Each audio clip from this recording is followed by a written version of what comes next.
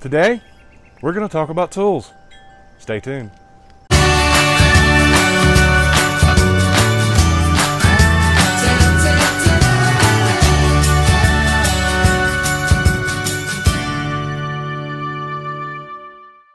Hi guys, for those of you that don't know, my name is Michael and I am the woodworker for MK Designs. And if you saw my video yesterday about the channel update, you know that I've been sick and I haven't been able to work on what I wanted to work on. So I gave you guys a choice and only one of y'all voted, but they voted for tools first.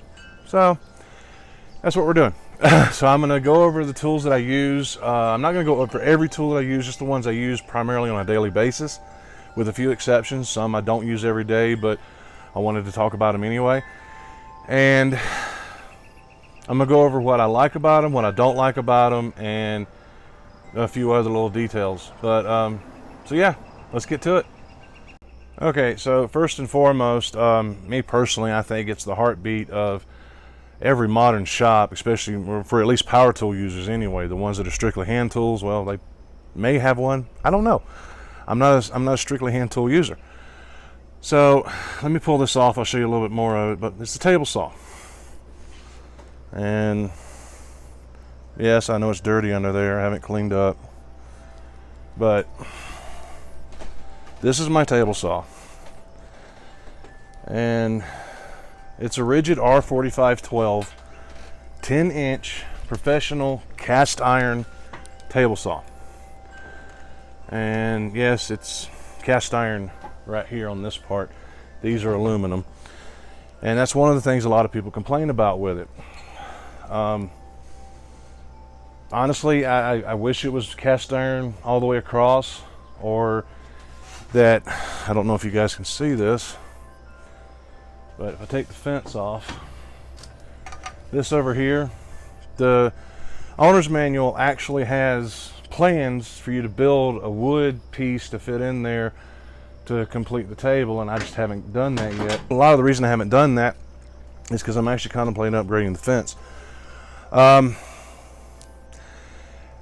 This was a big upgrade for me, and it's not my dream saw. It never was my dream saw. I was hoping to be able to hold out until I could afford Powermatic PM2000, 54-inch, the whole 9 yards, you know. But with where I work at right now, it's a little too big, the 54-inch, and too heavy. I just wouldn't have anywhere to put it. But that's beside the point. I was using a rigid R4516, just a basic contractor saw. I mean, it's the equivalent to the DeWalt contractor saw or the Ryobi, or there's several models out there. I think even SawStop has one. And it was starting to wear out. I still have that saw, and I still use it, you know, when I go out somewhere and need to cut down a 2x4 or something. But it was starting to wear down, so I needed to get a new saw. And honestly, in the price range that this saw is in, this is a great saw. I can't complain. It cuts just fine, cuts just like butter, and as long as I have a clean, you know, sharp blade on it. Any saw won't if it doesn't. But the only complaints that I really have about this saw are, well, obviously the cast iron part right here. The major problem that I have with it, let me show you. Pull this off again. Get the cord. Is the riving knife. Getting this thing on and off is a pain. That is so tight down in there that sometimes I have to get a lever to get under there to pop it loose to get it off. The other problem is when my dado stack is on there, I can't put this piece down because my dado stack will actually cut into it. So I have to leave it up, which means I can't get the full height of my dado stack, as long as I have a clearance plate on it anyway, or yeah, throat plate. I do like the fact that it comes with, or it doesn't come with, but you can get zero clearance insert plates for it. And the other thing I really like about it is it has blade storage. My old one didn't. The other thing I really don't like about it, it's not really a really don't like, it's more of an inconvenience factor, and it's one of the major complaints about this saw that most people have that have it, is the fence. My fence is not accurate, and it's not accurate in regards to after you set it up. You initially set it up by bringing it over next to the blade, setting your dial at 0, and so forth and so on. I did that 5 times. It's still off. But I'm a former engineer. I don't trust these things. Never have. I don't trust these little windows here on them. So I will actually just move my fence out, then I'll use a square ruler or something along those lines to put my fence where I need it. And it locks in, it stays in place, and it works fine. Now I am thinking about upgrading my fence, but as of right now I just can't justify the expense. But I do need to get a sacrificial fence put on here, and it's got these little grooves for it to be able to do that. So that's my table saw. Okay, so still on the table saw for a second. Couple little things. One is the micro jig, the gripper. Everybody talks about it and all that, and I have one. I only have one because I wasn't sure when I bought it if it was going to be worth the money or not. I do have the extra piece that goes on the side here. I just don't have it on here at the moment. For cutting plywood and dados, this thing works great. But for me, when I'm just ripping down a board, even just a small one, I've had it slip on me and the piece kicked back and hit me in the hip. I know I shouldn't have been in the path of the kickback, but I was. And I don't trust it for that. I have more control with it on cutting dados and plywood than with just a regular rip cut. That's why I have this. This is, I think his name is John Hayes. It's his design. It's free. You can go over to his channel and search push stick, and he has free designs on this on his website, and you just cut them out of 3/4 inch plywood and round them over with a round over bit. These work great because, for one, you got this little hook down here. And that's one thing. Other thing I don't like about the gripper, those are additional. You have to get those pieces to put on here, and I just don't like that. But you got this, and it's long enough to where it actually, the pressure, because of the way it's lean, is it pushes down on your piece at the same time as you're pushing forward. And when you're using this, you're pushing forward and towards the fence. So if it does slip or anything, that's the way your hand will go. Now, the one thing I really like about these is they're cheap, and you consider them sacrificial. This is one that hasn't been cut into. This is one I've torn up, because a lot of times, as you all know, you'll get really close to the blade where your push stick will actually go over it. This makes it a lot safer to push over the blade for smaller cuts than even this, and especially this. So that I have that. The other thing I have, let me see if I can get this in the shot. I have the Incra Miter 1000 SE. I love this thing. When I first got this saw, the Crosscut Sled that I had for my smaller one didn't fit because the miter slots are further apart, and I just happened to have this thing, and it saved me a lot of headaches. I didn't have to immediately build another crosscut sled. I didn't have to rely on the miter gauge that came with the saw, because we all know how reliable those are. And I love this thing because of the angles that I can set it at. I mean, I can set this thing at 1 degree if I wanted to, and all the way up to, I think, like 95 degrees. And yeah, it's awesome.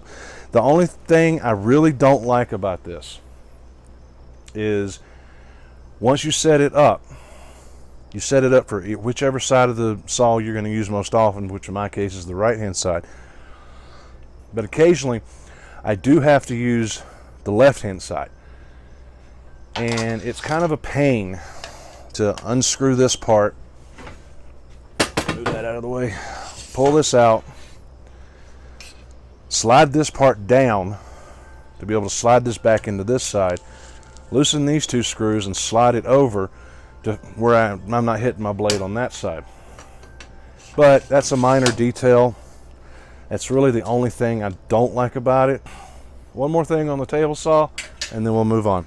Okay, now I know a lot of you recognize this beast.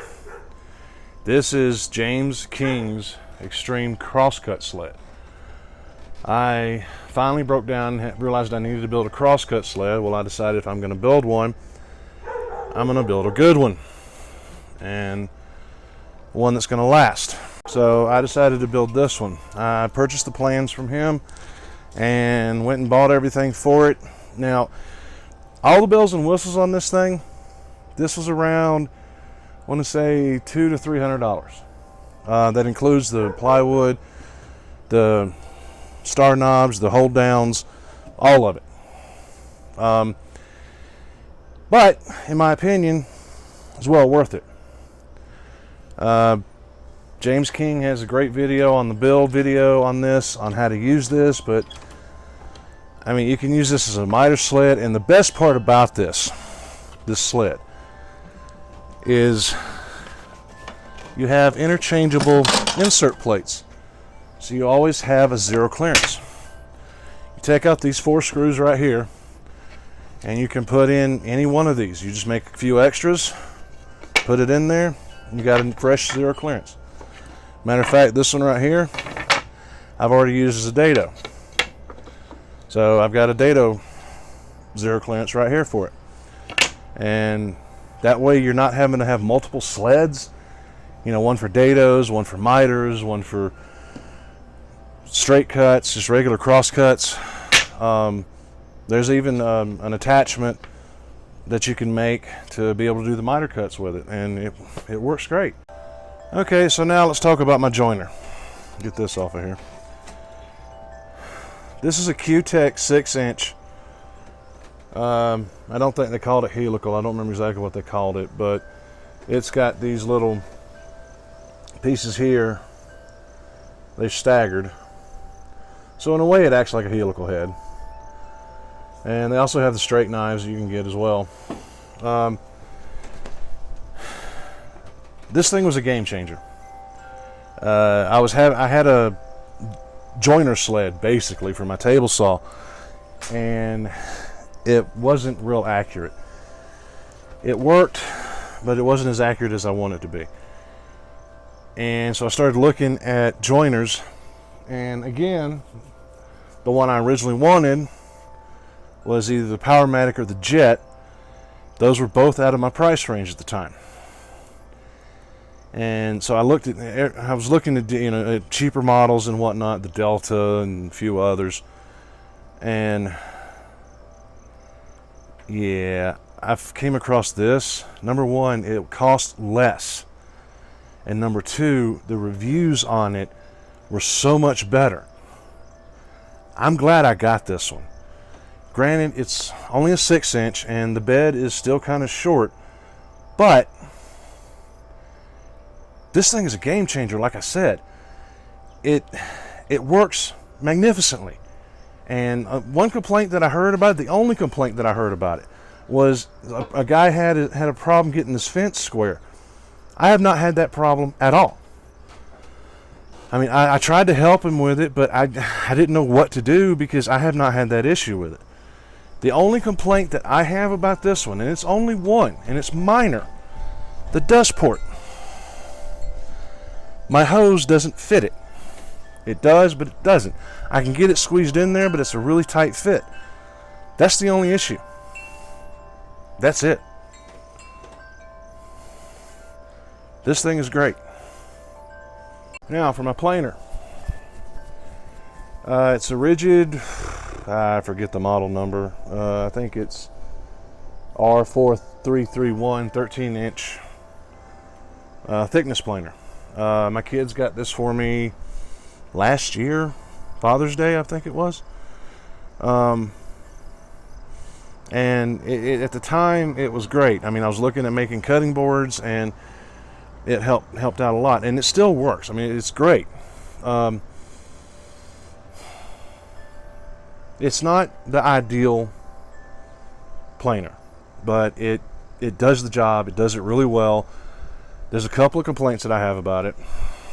One, this. I don't particularly like this handle. I'd rather have the one on the side. It's a little more accurate. This is completely off. It's not accurate at all. I've tried getting it straight, and it's just not. So I'm having to constantly measure my thickness. I can't just set a depth and that's it. The only major issue that I have is this. This is how you level your tables.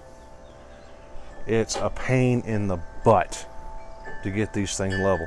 And I realized that when you put your square on here and you get everything level, and then you take the square off of it, you unclamp it, you want the table to come up on the end just a little bit. And that's normal for a lunchbox planer from what I've read, but these things just make it so difficult to adjust this. There should be a better way to do this. That's my only real complaint. Other than that, it works great. It works for what I need it for. That's it. Next up is my bandsaw.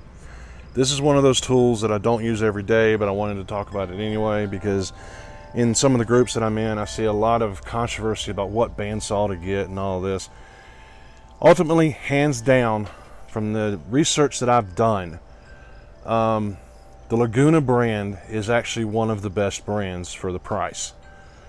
I mean, sure, you have the Powermatics, you have the Jets, you have quite a few others, but in all the research that I've done, for the price, the Laguna is the best.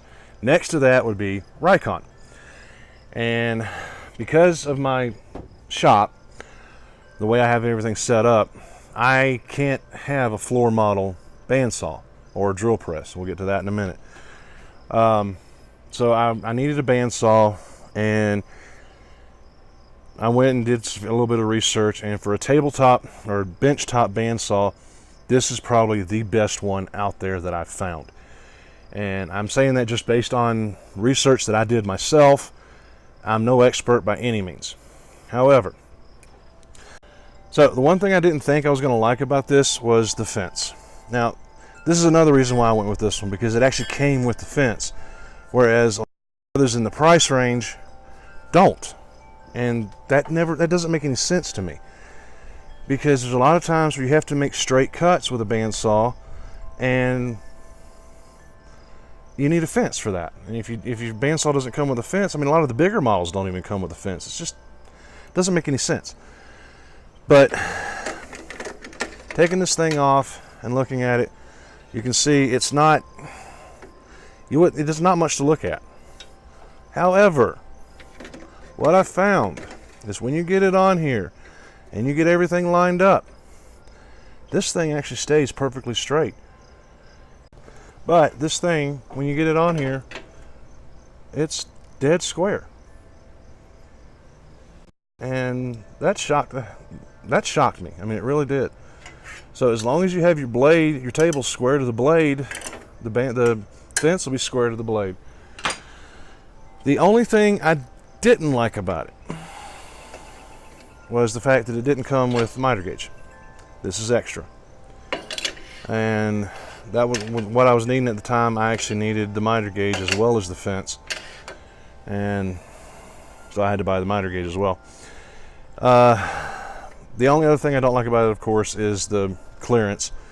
I wish it was bigger. I wish I could put a 1-inch blade on here, but I think the biggest blade I can put on here is a 3/4 inch blade. However, the guy at Woodcraft told me that I couldn't use this as a resaw saw. Well, those of you that know me know that I take that as a challenge. So I actually have plans. They're not finalized yet, but I have plans to be able to build a fence extension and turn this machine into a resaw machine. Now, I'm not going to get 6, 7, 8 inches resaw capacity or 14-inch resaw capacity, but with everything I've got going on at the moment, I don't need that. 4.5, 4 3/4 inches, whatever this is more than enough. So I'm good with that.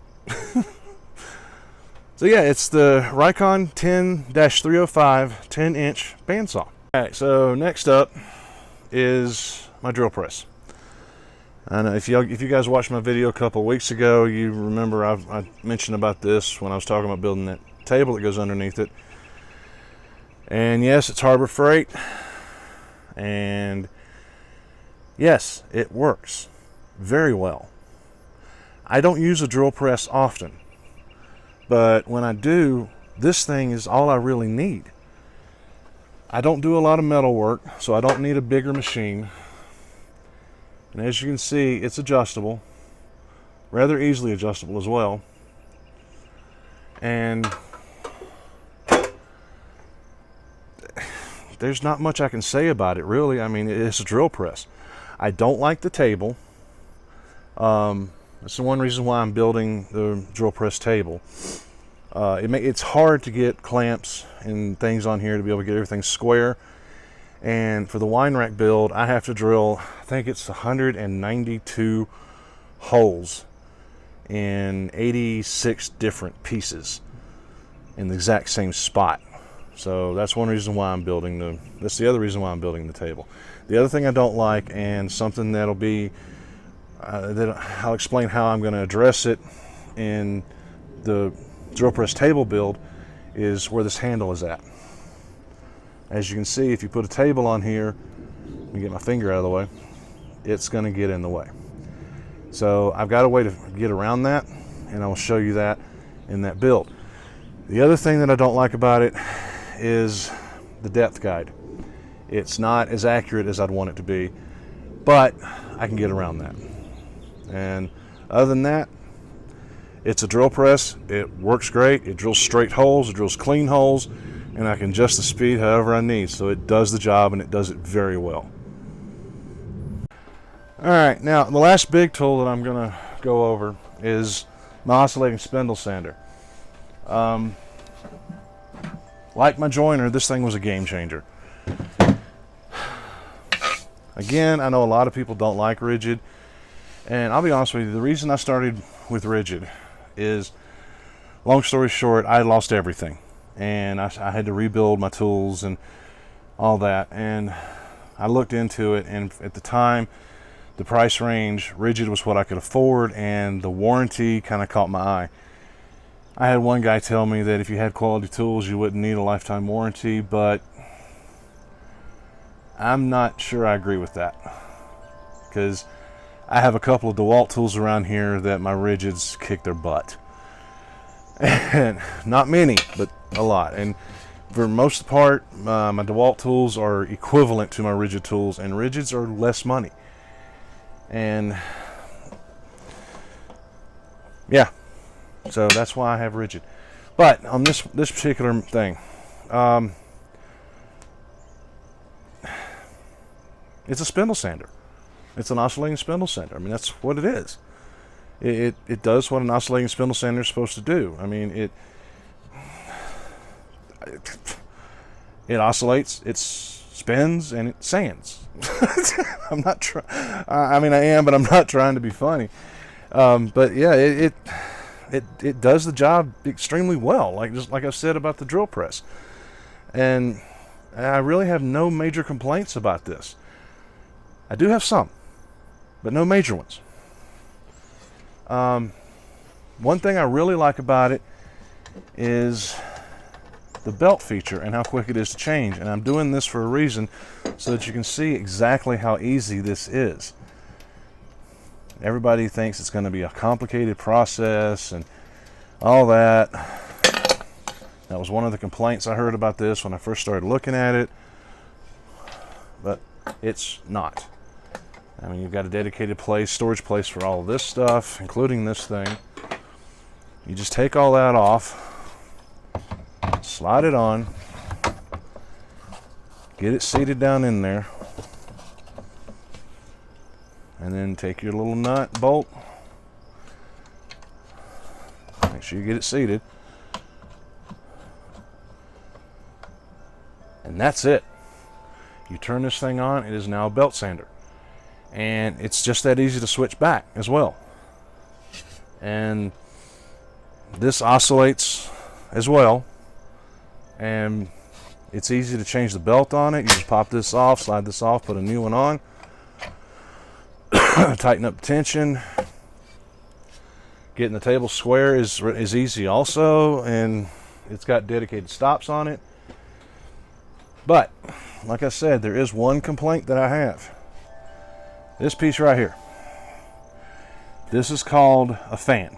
And the reason it's called a fan, I don't know if you can see that or not, but it's got these blades underneath it, fan blades, that actually help push the dust into the dust chute, which works really well, don't get me wrong.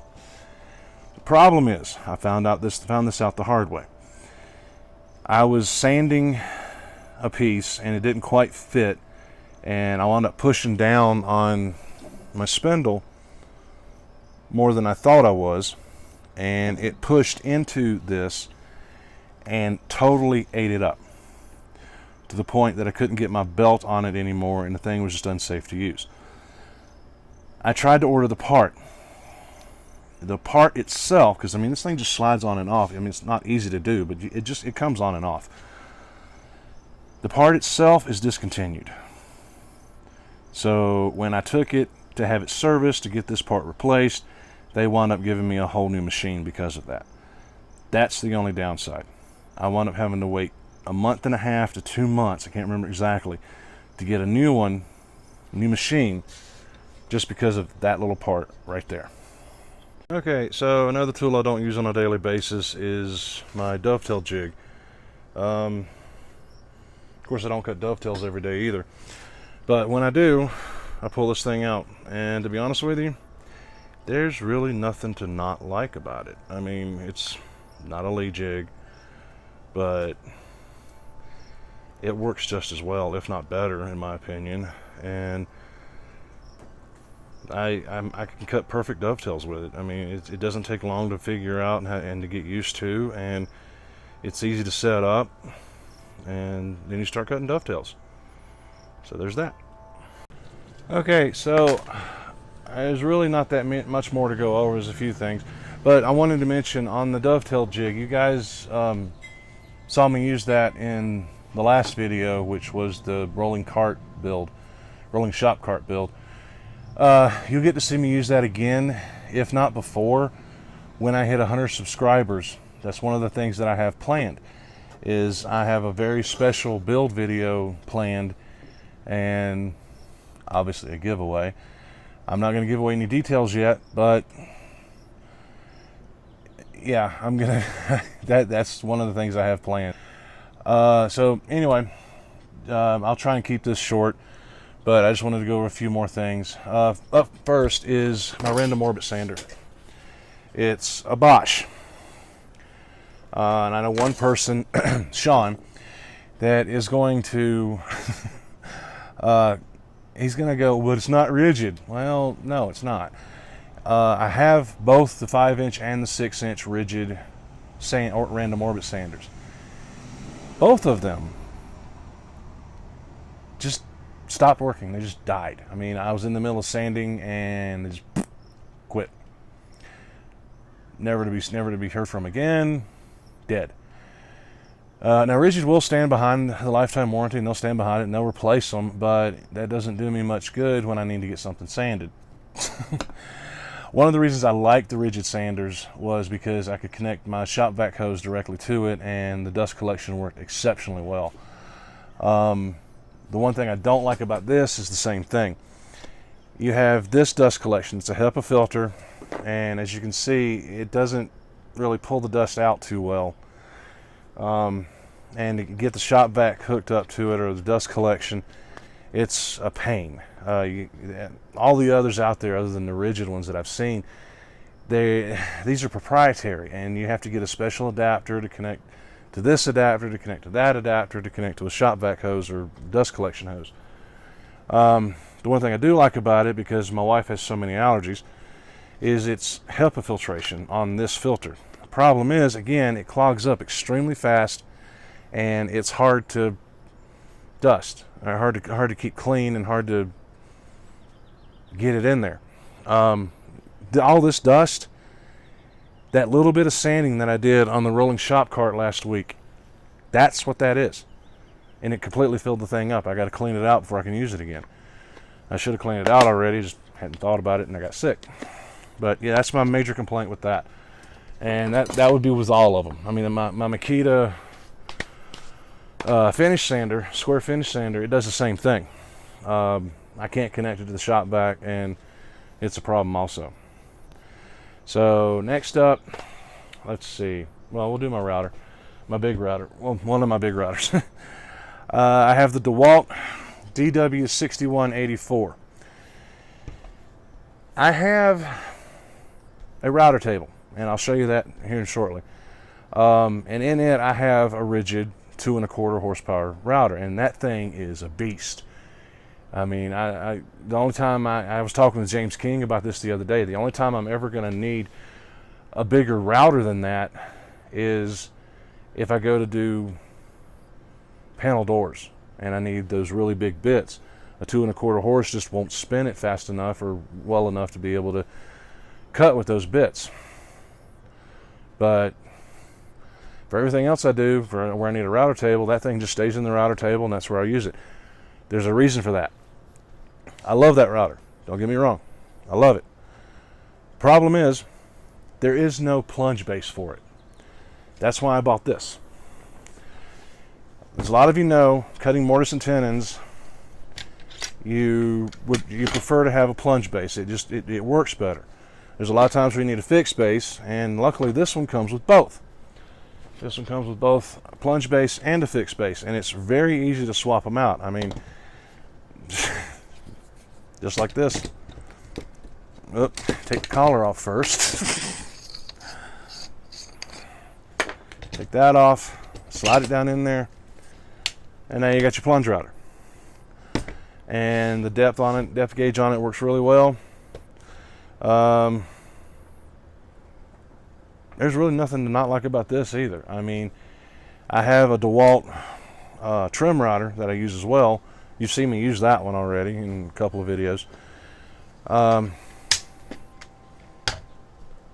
honestly thought the cord, coming unplugged was going to be a problem for me, but it's not. It's actually a help. So yeah, I mean, this thing's great. Again, it's the DW. Actually, the router is DW618. The fixed base is DW6184. The plunge base is DW6182. And by the way, I do have an Amazon affiliate account, and I'll put a link to all these tools down in the description. If you're interested in any of them, just click on that link, and it'll take you right over to Amazon, and you can order it from there. And it doesn't cost you any extra. You still got all your Prime benefits or whatever it is. It's just Amazon just sends me a percentage of whatever you purchase. And thank you, James King, for making the first purchase on that. And if it doesn't tell me who purchased it, James just told me that he did this, so I know what he purchased. Yeah, I just need to get two more or a few more people to purchase something off of my links in the next 5 months or so, in order for my account to be permanent. So if you guys, you know, even if you're not buying any of these tools, I have the regular Amazon affiliate link, and if you go over and just look at one of these and then you search for something else, whatever you purchase, I still get a percentage of that sale, as long as it's a qualified sale by Amazon's rules. So anyway, again, excuse me, I'm still getting over my cold. Okay, this thing, I'm sure a lot of you know what this is. This is a Thors Woodworking mallet, and it is made by James King and his family. This one is one of the few, it's number 2 of 100 from last year, 2017, that they had a sale on, and they signed them and customized them. And you can see it's got KFW down there for King's Fine Woodworking. I'm assuming that's James's initials right there, and then you got Cy. And yeah, I'll put a link down to his channel for this. Maybe even, I think he has a video on it as well. I may just do the video. This is a really good woodworking mallet. It's the head is Lingam Vitae, and I ordered the purple heart handle. He made a joke when I did this, and he actually made one for Mark Spagnuolo first. But he made a joke that with the green Lingam and the purple heart handle, that it was the Incredible Hulk Thors Woodworking mallet. So anyway, thank you, James, for this. Marking tools. All right, the primary marking tools that I use are these guys, and everybody says that you need to get you need to spend money to get a Starrett combination square or whatever. I don't think so. I can see the benefit to some people, but look at this. Okay, this dead square. This is an engineer square. That's dead square, and if it's not, I can fix it. The way you fix these to get them square is you just take the ruler out and you just scrape a little bit down on the bottom down here with the ruler, and it gets it fixed back. That's it. I mean, there's a little bit of daylight through there at the moment. This means I need to work on it a little bit, but, and as a matter of fact, there it goes, done. So yeah, I mean, I bought these at Home Depot, and they work just fine. There's no reason to spend the $200-300 or $150 or whatever they cost for a Starrett one. I just haven't had the need for it yet. I don't see the need for it. The other thing I use, again, I have two sizes of this. I don't know where my smaller one's at the moment, but these are engineer squares. I bought these at Woodcraft. These are dead on square, guaranteed. If they're not, send it back, they'll replace it. This is a Graz from Woodcraft. Don't know much about them, but I do know that they stand behind the product. And this, I believe this is Incra Tiny Tools, or Incra Tiny T Rules. Yeah, this is the small version that they have of this. It goes down to a 64th of an inch, and you can mark anything with this once you figure out how to use it. It's a little bit of a learning curve, but you can mark mortise and tenons with this. You can mark drawers with this. I mean, I've even seen someone use this to lay out their layout lines for dovetails. I haven't figured that one out yet, but apparently you can do that with this. Great tool to have. And of course, you know, handy tape measure. Now, I used to use a 35-foot tape measure from a big box store. I think I got that one from Lowe's, because all the bigger ones from Home Depot, I didn't like them too much. I used to do a lot of shops and sheds and just general construction type stuff, and so I would use those. And when I started doing this stuff a little more and pushing away from that, I continued to use those. But then one day I measured something, cut it. I measured it 3 times actually. You know, everybody says measure twice, cut once. I measured it 3 times, cut it, and it was a 1/4 inch off. That's fine in most cases for construction, but with fine woodworking, it's not. So I went to Woodcraft and I bought a lefty-righty, and the only reason I bought that was because my wife is left-handed, I'm right-handed, and there's a lot of times, which I don't really need it, but a lot of times I'll measure left or I'll measure right. It just depends on what I'm doing, where I'm at. This thing is pretty accurate, down to at least a 32nd of an inch, if not a 64th. So yeah, and I guess got a little pencil sharpener on it too, so I don't know if you can see that or not, but yeah. And last measuring tool that I have is I have this Empire, again, Home Depot, metal ruler, and on one side, on one edge, it's got standard or SAE or imperial, however you want to call it, and on the other edge it has millimeters. Reason I have this, the only reason I have this really, is because a lot of cabinet hardware is metric, and this helps with placing everything when you're dealing with metric. So that's why I have that. And marking gauges, or marking implements, a standard Dixon Ticonderoga #2 pencil. Like, don't like, it's a pencil.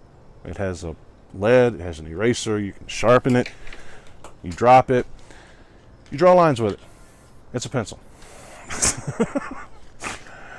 Also, you guys have seen me use this. It's a marking knife. A lot of hand tool users, especially people who hand cut dovetails, will use these. I use this for a lot of different things, including what, like I showed you on the 2x4s, to mark the edge. Makes it a little easier. It's far more accurate than a pencil in most cases, but there are a lot of times where a pencil works just fine. I mean, there are sometimes, you know, black lead on black walnut doesn't really show up. You can score it with this and see your line. Works well. The only thing I don't like about it is I'm not sure that there's a way to sharpen these. So once they get dull, you kind of have to replace them. Unless there is a way to sharpen them, and I just don't know what it is. And on that note, last but not least, I have a pair of digital calipers. Again, they're not Starrett brand. I bought these at Home Depot.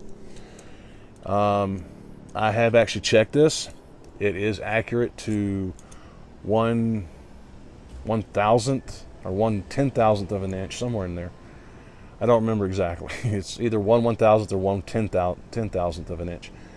It is extremely accurate, and it comes in extremely handy when I'm setting up my jig, or when I'm needing to get running things through the planer and I need it to an exact thickness. It works extremely well, and I can set my zero wherever I want. It holds a zero. That was one of the complaints about this particular model, is it didn't hold a zero. It does. I don't know the problems they were having with it, but mine holds a zero all the time.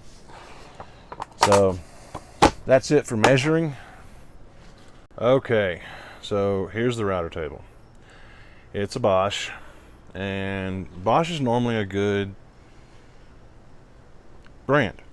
In this case, I have to disagree. There's a lot of things to not like about this thing. There's a lot of things to like also, I guess. First and foremost, I can't really do it one-handed, but getting the fence on and off for when you don't need it is a pain in the rear. Let me see if I can. No, I can't even do it one-handed. I'd have to use both hands, and I'm using the other hand to hold the camera, so I can't even get it off at the moment. Actually, hang on. I'm gonna take it off camera and try and show you what the problem is. Okay. So the problem is it has these two bolts on either side that slide into these grooves to hold it. These grooves, you have to put it in, slide it over. There's barely enough room in here for these to slide over, and I know I can make that bigger if I wanted to, but I don't. and I shouldn't have to be honest with you, and then slide it back and forth. It only goes so far. I have a couple of bits that I can't actually get it covered the way I need to with it, but that's not my biggest issue with it. My biggest issue is the plate that comes with it. When I bought this, I was so grateful that I got it for the price that I got it for, with the plate and all the inserts. And that's my rigid router. I'll show you that in a second. See all these little holes? All these little holes are for just about, are to be able to make height adjustments on just about every manufactured router out there, except rigid. For some reason, there is not a single hole that even comes close to lining up with the height adjustment on the rigid. And that's a problem. I mean, it really is. I mean, it's one I can get around because I can just reach in here, reach to the back, unlock everything, and adjust it. Got plenty of storage area. You know, dust collects down in here, even with dust collection on it, but you know, it is what it is. And this I like. I got my router turned on all the time, basically, unless I'm changing bits or something, and I just turn it on and off with this instead of having to flip that switch all the time. It comes with all the little spacers that you would need. Comes with finger boards and all that, and a guard here. So yeah, I mean, that's pretty much all there is to it. But like I said, this thing,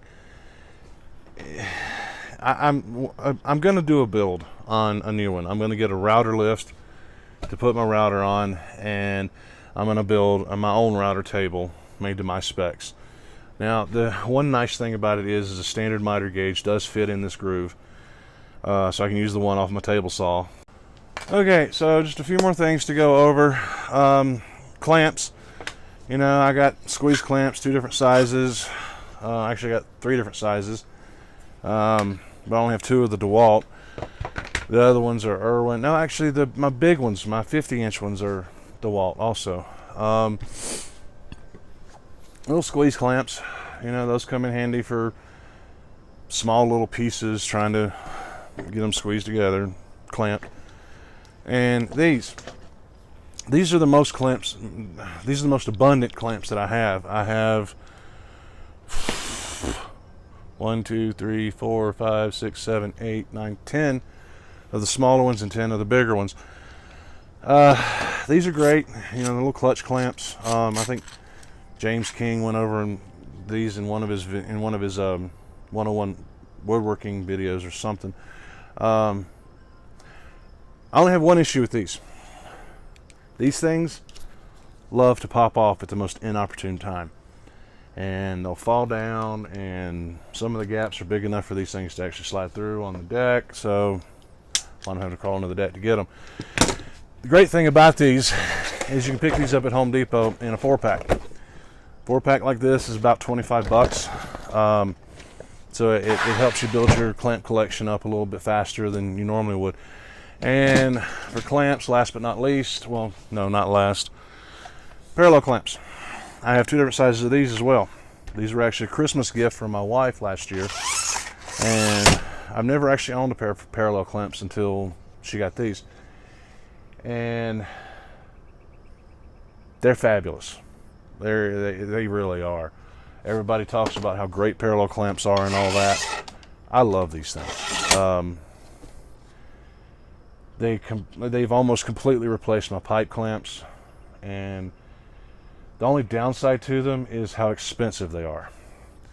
Yeah, as most of you know, these things are incredibly expensive.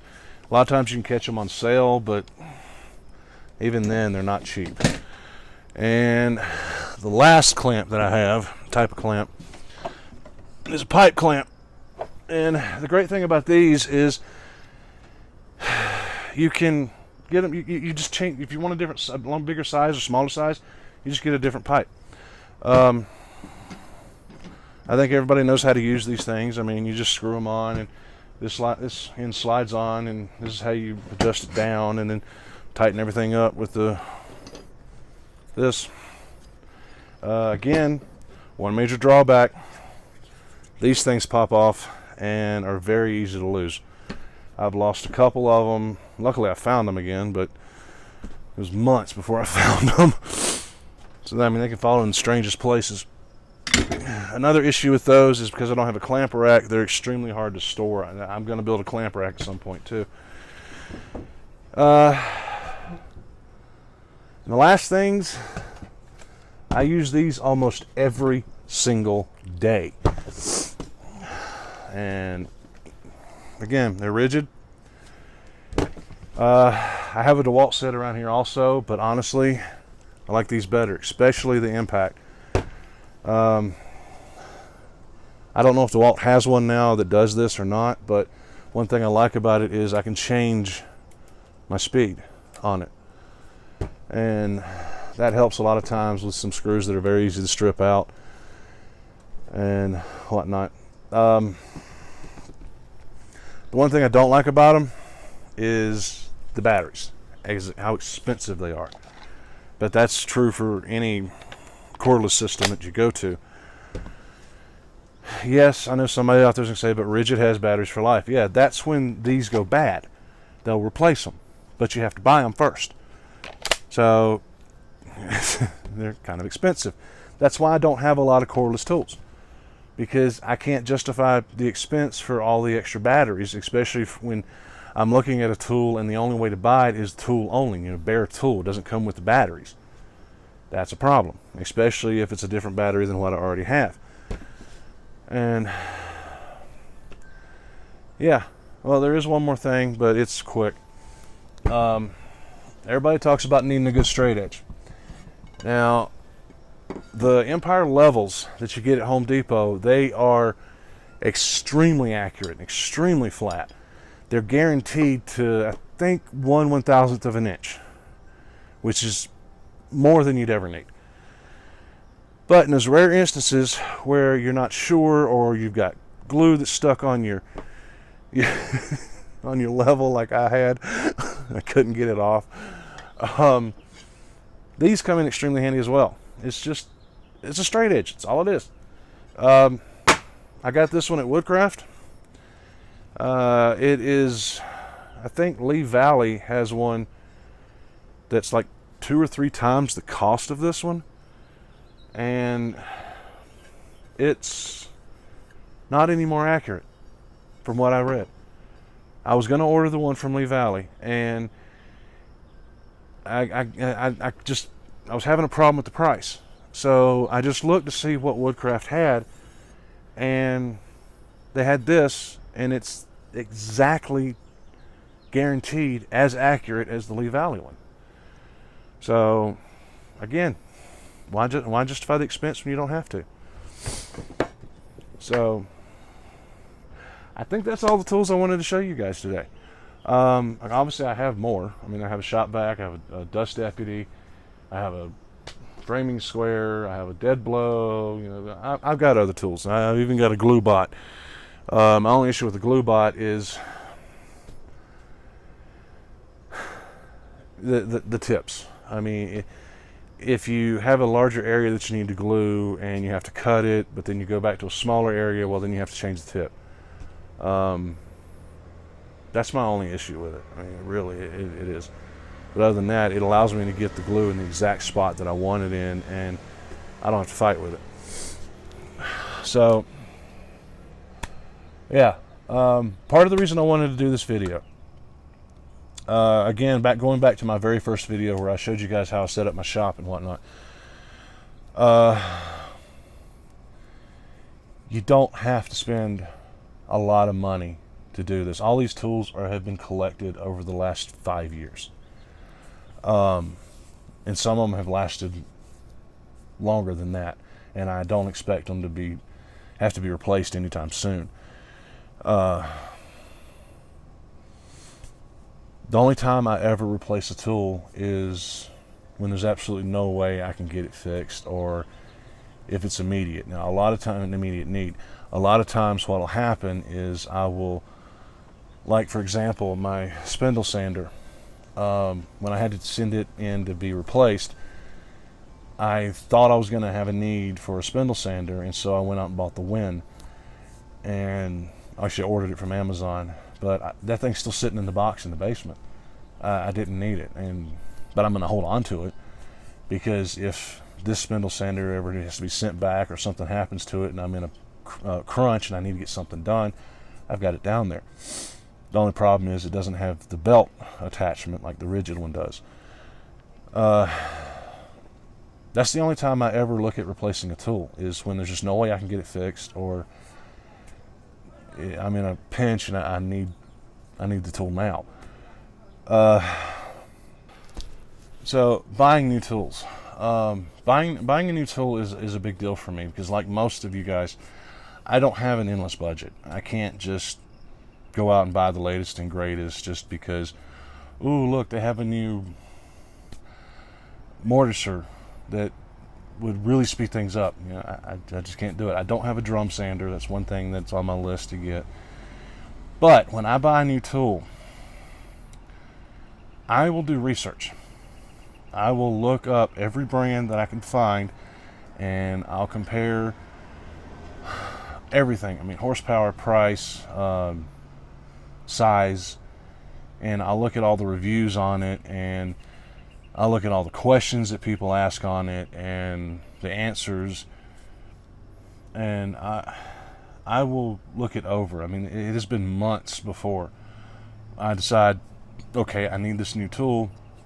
Which one am I going to get? Well, 3 months down the road, I finally decide on which one I want. And the reason for that is because I want to get the best value for my money. And I don't want to waste $4,000 on a table saw that I'm not going to be able to use, or that is not going to be accurate enough. But I just wanted to let you guys know that you don't have to have all the Festool tools, the Capex, the Domino. Now, Domino I'd love to have, but I don't. I can't afford it right now. I can't justify the cost.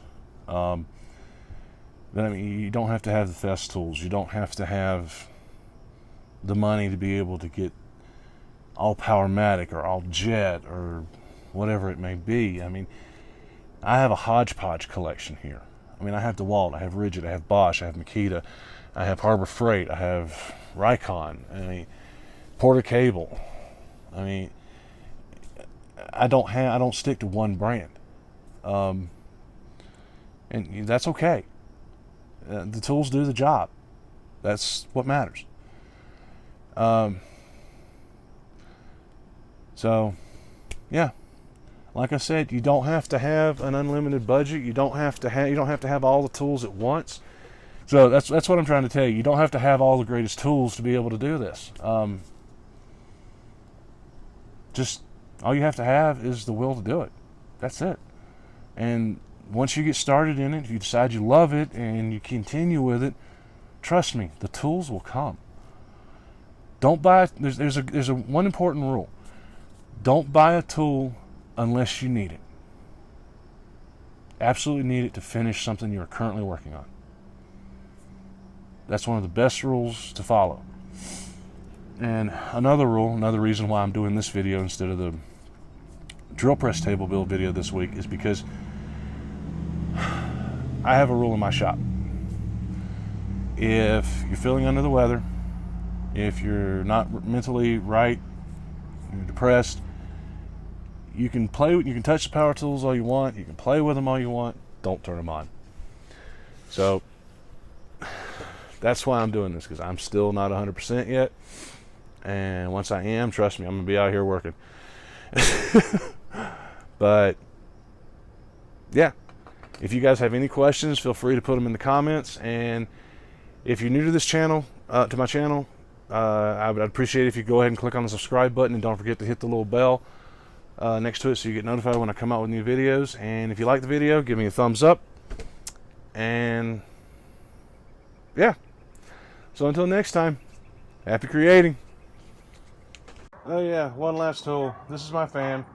It helps keep everything cool under here during the summer and whatnot. Doesn't do a great job, but it helps. Only thing I really don't like about it is it really blows.